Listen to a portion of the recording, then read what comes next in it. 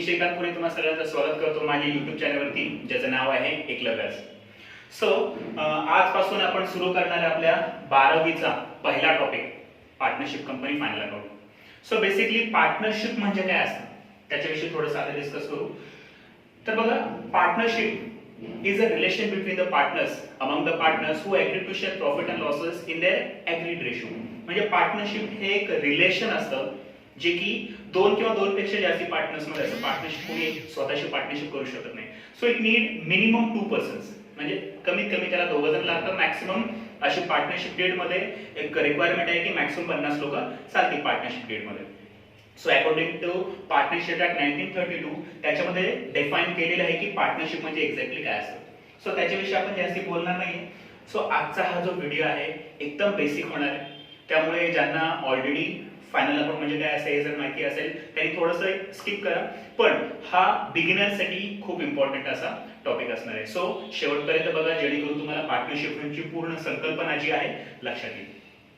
So partnership firm मध्ये बघा, final account, partnership company final account ह्या वर्ड मधूनच आपल्याला कळते की हे at the end of the year बनवलं जातं. सो एंड ऑफ द इयरला बेसिकली बिझनेसचं काय म्हणतो आपण, बिझनेस सुरुवात कुठून होते, तर बिझनेसची सुरुवात ही ट्रान्झॅक्शन पासून होते. म्हणजे व्यवहार केला की ते व्यवहार रेकॉर्ड केले जातात बुक्स ऑफ अकाउंट मध्ये, त्याला आपण जर्नलायझिंग म्हणतो.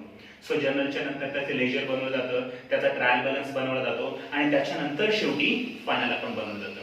सो या फायनल अकाउंट मध्ये आपल्याला तीन स्टेटमेंट किंवा आपण म्हणूया की इन्कम स्टेटमेंट आणि बॅलन्स शीट ह्या दोनच अकाउंट आपल्याला बनवावे लागतात. सो इन्कम स्टेटमेंट मध्ये तुमचं ट्रेडिंग अकाउंट येईल आणि प्रॉफिट अँड लॉस अकाउंट हे दोन्ही येईल आणि शेवटी असते बॅलन्स शीट. सो ह्या तिन्ही विषयी मी तुम्हाला डिटेल मध्ये सांगतो. सो सगळ्यात आधी बघूया की ट्रेडिंग अकाउंट म्हणजे काय असतं. ट्रेडिंग अकाउंट म्हणजे काय असतं. ट्रेडिंग अकाउंट म्हणजे बघा, बिझनेस ज्या गोष्टीचा आपण बिझनेस करतो ना त्याच्याशी रिलेटेड किंवा प्रोडक्शनशी रिलेटेड किंवा मॅन्युफॅक्चरिंगशी रिलेटेड जे काही आयटम्स असतात ते सगळे आपण लिहिणार आहे ट्रेडिंग अकाउंटला.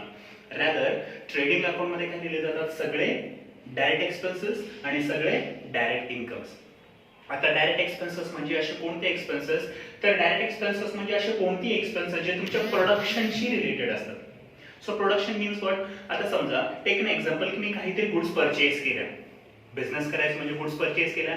सो परचेस केलं तर परचेसचे आयटम सगळे ना तुमच्या ट्रेडिंगला.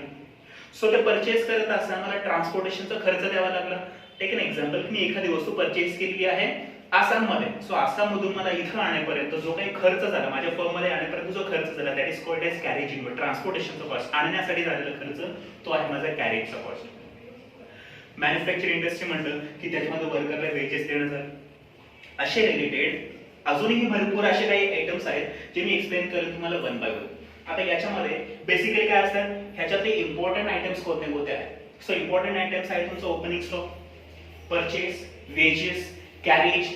त्यानंतर डायरेक्ट इन्कम मध्ये there is only one direct income जो की आहे तुमचा सेल्स. त्यानंतर याच्यातले अजून स्पेसिफिक आयटम आहे क्लोजिंग स्टॉक. अजून असे कोणतेही एक्सपेन्सेस जे माझ्या प्रोडक्शनशी रिलेटेड असतील आणि जे माझ्या फॅक्टरीशी रिलेटेड असेल ते सगळे खर्च मी ट्रेडिंग अकाउंटला शो करणार. सो ट्रेडिंग अकाउंटला अजून बघा काय येतं, कोल आहे, गॅस आहे, वॉटर आहे, म्हणजे फॅक्टरीमध्ये प्रोडक्शनसाठी ह्या गोष्टी लागतात. रॉयल्टी आहे, रॉयल्टी हा माझा एक्सपेन्स आहे. आय टेल यू आफ्टरवर्ड की रॉयल्टी एक्सपेन्स हा काय असतो. त्यानंतर इम्पोर्ट ड्युटी आहे. त्यानंतर मॅन्युफॅक्चरिंग एक्सपेन्सेस आहे. मॅन्युफॅक्चरिंग म्हणजे गुड्स मॅन्युफॅक्चरिंग होतं कुठं, तर फॅक्टरीमध्ये होतं. सो फॅक्टरीशी रिलेटेड काही एक्सपेन्स असतील ते माझ्या ट्रेडिंगच्या डेबिटला येतील. त्यानंतर factory expense like factory rent, factory lighting etcetera, म्हणजे फॅक्टरीशी रिलेटेड जे काही खर्च असतील ना ते सगळे खर्च येतील माझ्या ट्रेडिंग अकाउंटच्या डेबिट साइडला. कारण की debit side as you know की डेबिट अकाउंटला सगळे एक्सपेन्सेस अकाउंट केले जातात की कारण की trading account is my nominal account. आणि ॲज यू ऑल नो की नॉमिनल अकाउंटचा रूल काय आहे, debit all expenses and losses. Debit साइडला आपण काय रेकॉर्ड करणार आहे, सगळे एक्सपेन्सेस रेकॉर्ड करणार आहे आणि क्रेडिट साइडला सगळे आपण इन्कम रेकॉर्ड करणार. सो मेन डिफरन्स काय आहे की तुमच्या ट्रेडिंगशी रिलेटेड जो काही एक्सपेन्स असतील ते सगळे तुमचे डायरेक्ट एक्सपेन्सेस आहेत. आणि या ठिकाणी सगळ्यात शेवटी काय मिळतो, तर आपल्याला सगळ्यात शेवटी हा ग्रॉस प्रॉफिट मिळतो. ट्रेडिंग अकाउंट क्लोज करून आपल्याला काय मिळतो, एकतर ग्रॉस प्रॉफिट किंवा ग्रॉस लॉस. या दोन गोष्टी फाइंड आउट करण्यासाठी ट्रेडिंग अकाउंट ओपन केलं जातं. त्याच्यानंतर आहे प्रॉफिट अँड लॉस अकाउंट. आता प्रॉफिट अँड लॉस अकाउंट ही संकल्पना काय आहे, दोन्ही इन्कम स्टेटमेंट आहे. So profit and loss account मध्ये काय रेकॉर्ड केले जातात, तर प्रॉफिट अँड लॉस अकाउंट मध्ये सगळे इनडायरेक्ट एक्सपेन्सेस आणि इनडायरेक्ट इन्कम्स रेकॉर्ड केले जातात जे आपल्या प्रोडक्शनशी रिलेटेड नसतात पण तरी तो आपला एक्सपेन्स असतो. तेच टेक एन एक्झाम्पल की माझे ऑफिशियल एक्सपेन्सेस जे असतात ना ते सगळे रेकॉर्ड केले जातात माझ्या प्रॉफिट अँड लॉस अकाउंटच्या डेबिट साइडला. बघा प्रॉफिट अँड लॉस अकाउंट मध्ये काय रेकॉर्ड केलं जातं, तर ऑल इनडायरेक्ट एक्सपेन्सेस आणि all indirect income. Take an example की रेंट आहे, प्रिंटिंग अँड स्टेशनरी आहे, ऑडिट फीस आहे, सॅलरी आहे, insurance, postage, office expenses, bank charges, interest, bad debts, loss on sale of asset, depreciation, अजून असे असंख्य expenses आहेत जे की प्रॉफिट अँड लॉसच्या डेबिटला रेकॉर्ड केले जातात. पण लक्षात ठेवायची काय गोष्ट आहे की जे एक्सपेन्सेस माझ्या ट्रेडिंगच्या डेबिटला नाही येणार ते सगळे एक्सपेन्सेस माझ्या प्रॉफिट अँड लॉस अकाउंटच्या डेबिटला येतील. आणि माझी इनडायरेक्ट इन्कम म्हणजे माझा प्रोडक्शनशी रिलेटेड इन्कम नाहीये, ज्याचा माझा ऍक्च्युअल बिझनेस आहे सेल करणं, तो माझा one and only direct income आहे, तो माझ्या ट्रेडिंगच्या क्रेडिटला आहे. पण बाकीचे काही मिळाले नसतात, जसे की मला रेंट मिळतंय, मला डिस्काउंट मिळतोय, मला कमिशन मिळतंय, मला इंटरेस्ट मिळतोय, मला profit on sale of asset झालेला आहे किंवा कोणतेही इनडायरेक्ट इन्कम झालेले असेल ते सगळे येतील प्रॉफिट अँड लॉस अकाउंटच्या क्रेडिट साइडला. जर तुम्ही ह्याची लिस्ट बघितली प्रॉफिट अँड लॉस अकाउंटची तर खूप मोठी लिस्ट आहे. सो तुम्हाला लक्षात काय ठेवायचंय की जो प्रोडक्शनचा खर्च आहे तोच फक्त प्रोडक्शनचा म्हणजे ट्रेडिंगच्या डेबिटला येईल. मॅन्युफॅक्चरिंग अकाउंट आपण त्याला म्हणतो, तेच फक्त ट्रेडिंगला येतील, बाकीचे उरलेले सगळे एक्सपेन्सेस माझ्या प्रॉफिट अँड लॉसच्या डेबिटला नाही. आणि तर is only one direct income. आपल्या पार्टनरशिप मध्ये is only one direct income which is sales. आणि याच्या व्यतिरिक्त दुसरं तुमचं कोणतेही इन्कम्स असेल ते येतील तुमच्या प्रॉफिट अँड लॉस अकाउंटच्या क्रेडिट साइड. आणि तिसरा पार्ट म्हणजे काय, आपल्याला बॅलन्स शीट बनवायची. आता बॅलन्स शीट ही काय संकल्पना आहे, बॅलन्स शीट हे कोणतं अकाउंट नाहीये, balance sheet is a statement. Balance sheet हे काय आहे, एक स्टेटमेंट आहे जे की शो करतो तुमचं financial statement. Balance sheet statement which shows financial position, की आपल्या बिझनेसची फायनान्शियल पोझिशन काय आहे on a specific date. Specific date म्हणजे ही बॅलन्स शीट केवळ एका दिवसाची बनवली जाते. ज्या दिवशी माझं वर्ष संपतं त्या दिवशी जी स्टेटमेंट बनवलं जातं त्याला आपण फायनान्शियल स्टेटमेंट किंवा त्याला आपण बॅलन्स शीट म्हणतो. बॅलन्स शीट वर्षभराची नसते, बॅलन्स शीट एका दिवसाची असते. पण हा जो इन्कम स्टेटमेंट आहे हा पूर्ण वर्षभराचा असतो, ज्याच्यामध्ये वर्षभरामध्ये होणारे खर्च, वर्षभरामध्ये होणारे इन्कम सगळे त्याच्यामध्ये रेकॉर्ड केले जातात. आता बॅलन्स शीट मध्ये बघा, balance sheet is not an account, balance sheet is a statement. त्यामुळे त्याला डेबिट क्रेडिट साइड नसते, त्याला असते ऍसेट साइड आणि लायबिलिटी साइड. त्याच्या फक्त मग ऍसेट्स आणि लायबिलिटी शो केले जातात. राईट हँड साइड जो आहे तो माझा बॅलन्स शीटचा ऍसेट साइड आणि लेफ्ट हँड साइड जो आहे तो माझा बॅलन्स शीटचा लायबिलिटी साइड. आता ह्याच्यामध्ये बेसिकली बघा की काय काय असतात. ऍसेट्स म्हणजे सगळे माझ्या थिंग्स किंवा माझ्या प्रॉपर्टीज की अशा गोष्टी ज्या माझ्याशी बिलॉंग करतात, जसे की बिल्डिंग आहे, machinery, plant, land, furniture, investment, cash, माझा स्टॉक, गुडविल माझ्या कंपनीची, माझ्या कंपनीचे पेटेंट्स, माझ्या कंपनीचा कॉपीराइट आणि माझ्या कंपनीचे डेटर्स. डेटर्स म्हणजे माझ्या कंपनीचे कस्टमर्स आणि बिल्स रिसिवेबल. त्याच प्रकारे prepaid expenses. These are the assets. हे सगळे माझे ऍसेट्स आहेत. त्यानंतर लायबिलिटी साइडला कोणते कोणते आयटम्स येतात, तर लायबिलिटी साइडला आहे माझा कॅपिटल, क्रेडिटर. क्रेडिटर आणि डेटर ह्या दोन्ही एकमेकांशी ऑपोजिट कन्सेप्ट आहेत.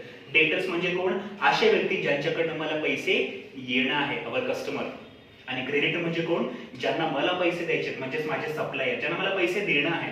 देणं मीन्स माझी liability. So these are my liabilities. Bank loan आहे, बँकेकडे मी लोन घेतलेलं आहे, दॅट इज ऑल्सो आहे लायबिलिटी. बँक ओव्हरड्राफ्ट म्हणजे बँकेकडून मी एक्स्ट्रा काढलेले पैसे, that is called as bank overdraft. This is also my liability. आणि आउटस्टँडिंग एक्सपेन्सेस. कोणताही खर्च जर का आउटस्टँडिंग असेल, आउटस्टँडिंगचं मिनिंग लक्षात ठेवा, आउटस्टँडिंग मीन्स बाकी. खर्च नेहमी आपल्याला द्यायचा बाकी असो म्हणून ती माझी लायबिलिटी. आणि एखादा इन्कम जर का मला ऍडव्हान्स मध्ये मिळालेला असेल तर ती देखील माझी लायबिलिटी आहे. Okay, so next part, formats of trading account, profit and loss account, balance sheet. तर मित्रांनो आपण आता बघणार आहे जे मी आता डिक्टेट केले त्याचाच आपण फॉर्मॅट बघूया, फॉर्मॅटच्या रूपामध्ये. So this is my trading account जे की बनवलं जातं for the year end date, वरती डेट घालायची जो काही क्वेश्चन असेल तो. ही आहे माझी debit side. So debit side consist only my direct expenses. याच्या व्यतिरिक्त अजून 2-3 एक्सपेन्सेस असेल पण मी इन जनरल लिहिलेला आहे. बेसिक व्हिडिओ आहे त्यासाठी मी फक्त फॉर्मॅट एक्सप्लेन करण्यासाठी हे फॉर्मॅट्स लिहिलेला आहे. सो सगळ्यात आधी माझा नेहमी बॅलन्स सुरू होतो ओपनिंग स्टॉक. त्यानंतर जे काही परचेस असतील डेबिट साइडला सगळे एक्सपेन्सेस रेकॉर्ड करायचे. ॲज आय टोल्ड यू की डेबिट साइडला सगळे एक्सपेन्सेस रेकॉर्ड होतील. सो परचेस केले, एखादा गुड्स परचेस केलेला असेल तर त्याच्यातून नेहमी परचेस रिटर्न मायनस केला जातो. एखादी गोष्ट मी परचेस केली आणि त्याच्यात काही डिफेक्ट निघाले, काही खराब निघाले, ते गोष्ट आपल्याला रिटर्न करायची. सो परचेस रिटर्न आपण नेहमी मायनस करणार. आणि एक गोष्ट नेहमी लक्षात ठेवा, परचेस हा नेहमी डेबिट साइडला असतो पण परचेस रिटर्न नेहमी क्रेडिटला असतो. कारण की त्याला म्हटलं जातं रिटर्न आउटवर्ड जो बिझनेस मधून गेला, म्हणून तो क्रेडिट साइडला असतो, तो नेहमी परचेस मधून मायनस करायचा. त्यानंतर वेजेस, वेजेस हा फॅक्टरी मधला एक्सपेन्स आहे. फॅक्टरीमध्ये काम करणाऱ्याला वेज दिली जाते. कॅरेज हा नुसता कॅरेज नव्हे तर हा माझा कॅरेज इनवर्ड आहे. कॅरेज असेल किंवा कॅरेज इनवर्ड असेल, दोन्ही माझे प्रोडक्शनशी रिलेटेड एक्सपेन्सेस, त्यामुळे तो ट्रेडिंगच्या डेबिटला आहे. त्यानंतर आहे कोल, गॅस अँड वॉटर. फॅक्टरीमध्ये यूज होतात कोल, गॅस आणि वॉटर. फॅक्टरीचा रेट आहे. इम्पोर्ट ड्युटी आहे. मी एखादा गुड्स परचेस केला, इम्पोर्ट केला दुसऱ्या देशातून, इम्पोर्ट केला म्हणजे प्रोडक्शनचा एक्सपेन्स, परचेसचा एक्सपेन्स आहे, तो देखील तिथेच रेकॉर्ड होणार आहे. त्यानंतर मॅन्युफॅक्चरिंग वेजेस, अगेन वेजेस आहे, ट्रेडिंगच्या डेबिटला येणार आहे. Work manager salary. आता ही कन्सेप्ट काय असते वर्क मॅनेजर सॅलरी? बघा, नॉर्मली सॅलरी दिली जाते ऑफिसमध्ये काम करणाऱ्याला, म्हणजे तर प्रॉफिट अँड लॉस डेबिटला यायला पाहिजे. पण हा आहे वर्क मॅनेजर सॅलरी. आता जो मॅनेजर आहे, जो वर्क करतोय आणि वर्क होतं फॅक्टरीमध्ये, सो फॅक्टरीशी रिलेटेड खर्च आहे म्हणून तो ट्रेडिंगच्या डेबिटला आहे. So basically trading account prepare का केलं जातं? To find out gross profit. ही कन्सेप्ट मी नंतर सांगेन. त्यानंतर माझ्या क्रेडिट साइड. आता ट्रेडिंगच्या क्रेडिट साइडला there is only one direct income which is your sales. Sales is the only direct income. बाकी सगळे इनडायरेक्ट इन्कम्स असतात ते प्रॉफिट अँड लॉसला येतात. पण ट्रेडिंगच्या क्रेडिटला फक्त हे एकमेव असे इन्कम आहे जे ट्रेडिंगच्या क्रेडिटला आहे, बाकी सगळे ऍडजस्टमेंट आहेत. सो बघा, सेल्स आहे आणि त्याच्यातून सेल्स रिटर्न नेहमी मायनस करायचं, कारण की आपल्याला एक्झॅक्टली सेल्स, नेट सेल्सची अमाउंट किती असते. सो अगेन बेसिक कन्सेप्ट ही आहे की सेल्स नेहमी असतो क्रेडिट साइडला आणि सेल्स रिटर्न असतो डेबिट साइडला, कारण की त्याला म्हटलं जातं रिटर्न इनवर्ड. सो तो सेल्स मधून मायनस होईल. त्यानंतर आहे माझा क्लोजिंग स्टॉक. जो काही at the end of the year माझ्याकडे स्टॉक शिल्लक राहिला तो माझा क्लोजिंग स्टॉक. वर्षाची सुरुवात झाली ओपनिंग स्टॉक मी, वर्षाची अखेर होणार आहे क्लोजिंग स्टॉक मी. त्यानंतर गुड्स डिस्ट्रॉयड बाय फायर आहे, फ्री सॅम्पल आहे, गुड्स लॉस आहे, विथड्रॉ फॉर पर्सनल यूज आहे. या सगळ्या ऍडजस्टमेंट आहेत. पण एक तुम्हाला बेसिक कन्सेप्ट सांगू, ट्रिक सांगू. बिझनेस मधून कोणत्याही मार्गाने गुड्स गेले ना, ते येतात ट्रेडिंगच्या क्रेडिट साइडला. गुड्स गेले, गुड्स डिस्ट्रॉयड झाला, बिझनेस मधून गुड्स गेले. फ्री सॅम्पल म्हणून मी बिझनेस मधले गुड्स गेले. गुड्स लॉस झाला, हरवला, तरी देखील बिझनेस मधून गुड्स गेले. आणि एखाद्या पार्टनरनी पर्सनल यूज साठी गुड्स घेतले, त्याच्या मार्गाने देखील गुड्स गेलेला आहे. सो कोणत्याही मार्गाने जर का आपल्याकडून गुड्स गेले, ते येणार तुमच्या ट्रेडिंगच्या credit side. So it will be on your credit side. आणि शेवटी आता हा ग्रॉस लॉस. आता ग्रॉस प्रॉफिट आणि ग्रॉस लॉस संकल्पना काय आहे? ही माझी क्रेडिट साइड आहे, माझी इन्कमची बाजू आहे आणि माझी एक्सपेन्सेसची बाजू आहे. जर का माझा इन्कम माझ्या एक्सपेन्स पेक्षा जास्ती असेल ना, तर या साइडला जो बॅलन्स येईल तो माझा ग्रॉस प्रॉफिट असेल. क्रेडिट साइडची जर टोटल मोठी असेल तर क्लोजिंगचा बॅलन्स सगळ्यांना माहिती आहे, तरी मी सांगतो परत एकदा. टेक एन एक्झाम्पल की या साइडची टोटल आहे जी 1 लाख आणि या साइडची आहे 80,000. सो माझी 1 लाख टोटल आहे. सो 1 लाख टोटल मी दोन्हीकडे घेणार आहे. This is the concept how to close the books of account. So दोन्हीकडे मी माझी टोटल मोठी टोटल येणार आहे 1 लाख रुपये आणि या साइडची टोटल आहे माझी 80,000. म्हणजे 1 लाख माझं इन्कम होते आणि 80,000 माझा त्याच्यातला खर्च आहे. जो शिल्लक राहील ना, तो माझा प्रॉफिट असतो.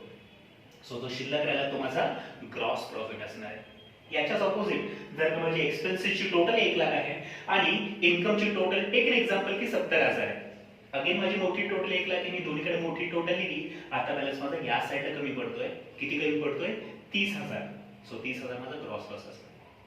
आता हाच ग्रॉस प्रॉफिट किंवा ग्रॉस लॉस हा पुढे पाठवला जातो जिथे आपल्याला बनवायचं असतं प्रॉफिट अँड लॉस अकाउंट. याच्यानंतर आता प्रॉफिट अँड लॉस अकाउंटच्या डेबिटची जर तुम्ही एक्सपेन्सेस बघाल, इथं फक्त लक्षात ठेवा ऑफिस एक्सपेन्सेस असतात की म्हणजे प्रोडक्शनच्या डेबिटला किंवा प्रोडक्शनशी रिलेटेड नसेल, फॅक्टरीशी रिलेटेड नसेल, ते सगळे प्रॉफिट अँड लॉसच्या डेबिटला रेकॉर्ड केले जातात. सो ते कोणते कोणते आहेत? अशी खूप मोठी लिस्ट आहे. सो काय आहे? सॅलरी आहे, इन्शुरन्स आहे, ऑडिट फीस आहे, बँक चार्जेस आहे, printing, stationery, postage, travelling expenses, पैसे बुडाले, बॅकअप झाले, परत बुडाले. त्यानंतर डेप्रिसिएशन आहे, एखाद्या ऍसेटची व्हॅल्यू कमी झाली, तो माझा डेप्रिसिएशन आहे.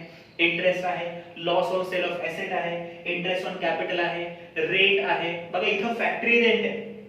जर तुम्ही बघाल तर या ठिकाणी फॅक्टरी आहे कारण इथं नुसता रेंट आहे. नुसता रेंट असेल तर तो ऑफिशियल रेंट असतो. त्यानंतर कॅरेज आउटवर्ड आहे. या ठिकाणी तुम्ही पाहिलं असेल कॅरेज इनवर्ड आहे किंवा नुसता कॅरेज आहे, तो माझा प्रोडक्शनचा कॉस्ट आहे. पण कॅरेज आउटवर्ड आता गुड्स आपण मॅन्युफॅक्चर केले त्याला मला फॅक्टरी मधून काढून मार्केटमध्ये घेऊन जायचे विकण्यासाठी. So that is my carriage outward. ट्रान्सपोर्टेशनचा कॉस्ट द्यावा लागेल. So that is my carriage outward. Selling expense आहे, डिस्काउंट आहे.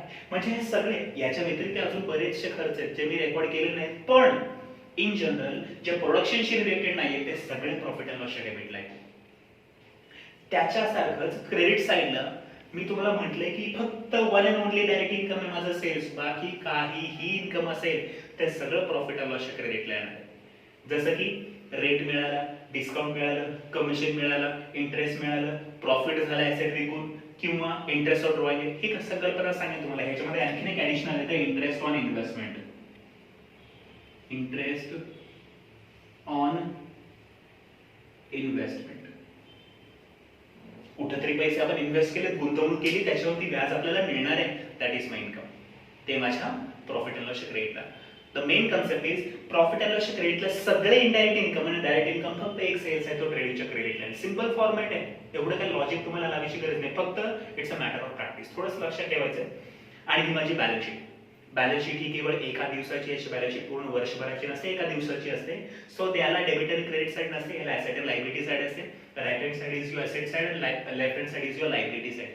So this is how we have to write the format. So format लिहित असताना नेहमी आधी पार्टनर्सचे कॅपिटल यायचं आणि त्याच्यामध्ये प्लस मायनस करणारे आयटम्स कोणते कोणते ते एकदा बघूया आपण.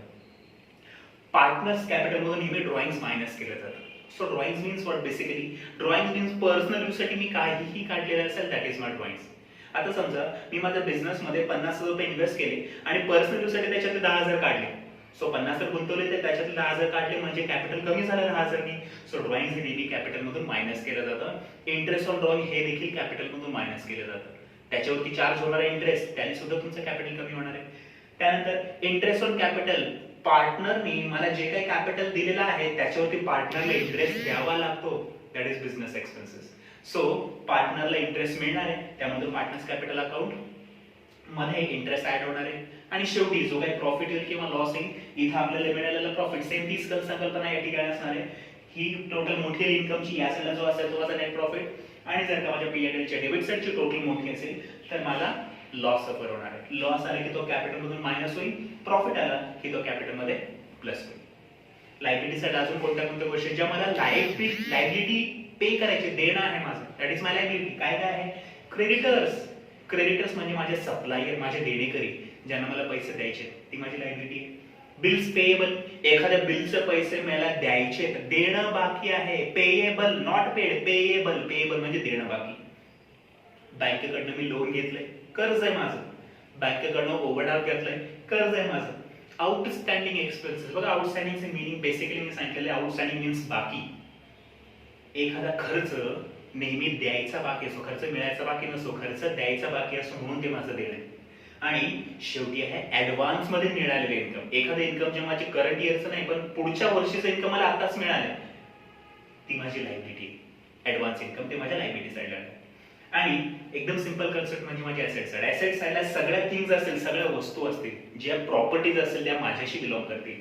जसे माझ्या बिझनेसची बिल्डिंग आहे, मशिनरी आहे, फर्निचर आहे, लँड आहे, फ्रीहोल्ड प्रॉपर्टी आहे. प्रिमायसेस. प्रिमायसेस म्हणजेच नथिंग बट बिल्डिंग. कॅश आहे माझ्या बिझनेस मधली, माझ्या बिझनेसचं गुडविल आहे, माझ्या बिझनेसचे लूज टूल्स आहे, पेटेंट्स आहे, कॉपीराइट आहे, किंवा कोणतेही प्रीपेड ऍडव्हान्स मध्ये दिलेले एक्सपेन्सेस असतील, प्रीपेड एक्सपेन्सेस असतील. त्यानंतर डेटर आणि क्रेडिटर ही संकल्पना एकमेकांच्या ऑपोजिट आहे. डेटर्स म्हणजेच माझे कस्टमर, म्हणजे माझे येणेकरी, ज्यांच्याकडून पैसे मला येणार आहे, that is my debtors. Bills receivable म्हणजे असं बिल ज्याचे पैसे मला मिळायचं बाकी आहे, दॅट इज माय रिसिवेबल. आणि आउटस्टँडिंग इन्कम. आउटस्टँडिंग म्हणजेच बाकी. ही कन्सेप्ट बघा, इथं आउटस्टँडिंग मीन्स बाकी आणि इन्कम आहे. मग इन्कम मला कोणाला द्यायचं बाकी नसते, इन्कम मला मिळायचं बाकी असं. मिळायचं बाकी म्हणजे ती माझी ऍसेट. आणि शेवटी आहे माझं क्लोजिंग स्टॉक. स्टॉकचा क्लोजिंग बॅलन्स. स्टॉक ही आपली ऍसेट असते. ठीक आहे. सो हे आहे तिन्ही format. Adjustment of final account will be on next part. Thanks for watching. See you in the next video. Till then, keep supporting this video and don't forget to subscribe. Thank you so much.